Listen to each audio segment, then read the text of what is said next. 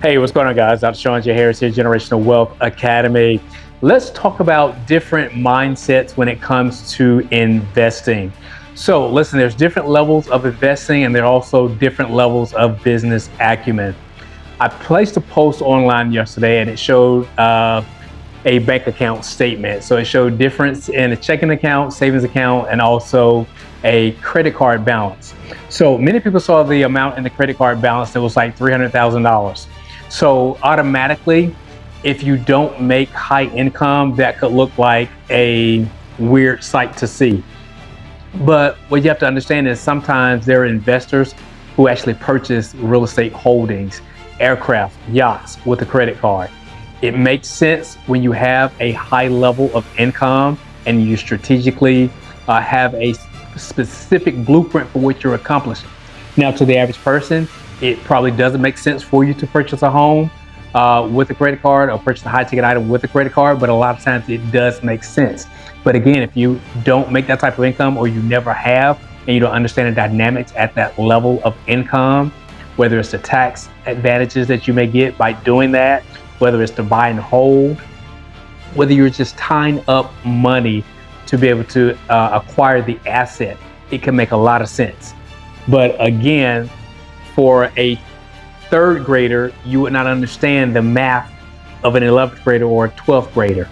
But that doesn't make that math not right. It's just that it's above that person's level of learning or understanding at that time, which doesn't make it wrong. So many times you have to be open-minded to understand there's different variances of ways of investing. So again, most people watching this video, you understand basically how gravity works, but you probably can't explain in detail the laws of gravity. But if you step to the top of your house or building and take one step forward, you will unequivocally prove the law of gravity and that it works, whether you understand it or not, whether you can explain it or not. But that does not negate the fact that the law is still in place. So the same thing holds true with investing and wealth building, understanding money. So I had a conversation with my doctor earlier this week, my chiropractic doctor. So again, let's going back to that post that I posted. I think the checking account had like $901,000 in the account.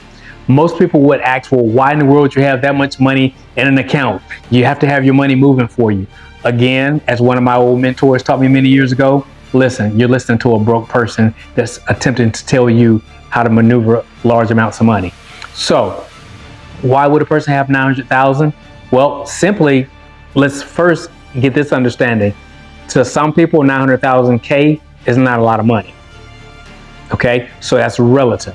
But let's discuss why someone would have $900,000 in an account. You ever heard of operating business expenses? Some people run businesses where their operational costs may exceed $1 million a month. And I'll talk about a friend of mine's doctor. He has 5 different practices. He has 3 to 4 doctors that he has to pay salary to on a monthly basis. These doctors make at least $150K a year. So watching the mathematics on that, you have 3 doctors at 5 different locations, that's 15 doctors paying them $150K a year. That is $2,250,000 a year. So now do you understand why it makes sense to have $900,000 in a checking account? Because that's his operational business account. He has to pay for space for the buildings. He has to pay for maintenance. He has to pay for supplies. So just because $900,000 may look like an enormous amount of money to the average person, you may say, well, why in the world would somebody have that in an account? Well, how much do you think is in Coca-Cola account? Come on, you're thinking like an employee if you only see it that way. So let's just be conservative. Let's say that he only had 1 doctor in each medical facility. Then he was still paying 5 doctors at $150K. That's $750,000 that he has to pay in salaries. So now you can understand why it makes sense to have a certain amount of money in a checking account, because you have operational expenses. So again, that's $750,000 a year that person would have to pay just in salaries. So it only makes sense to make sure that you have income. Because think about this, whatever company you work for, trust me, they have more than $900,000 in an account. And you're getting paid every other Friday. So it proves that point.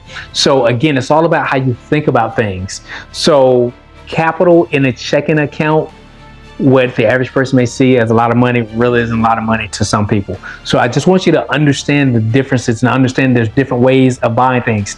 The way traditional people who work 9-to-5s or even self-employed, the way most people buy houses is you take out a mortgage, you finance the house, and you get the house.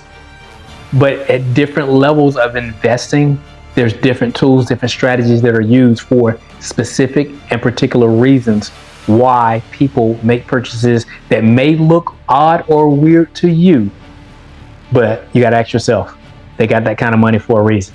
All right, guys, I'm Dr. Sean J. Harris. Make impact, make money while you're doing it.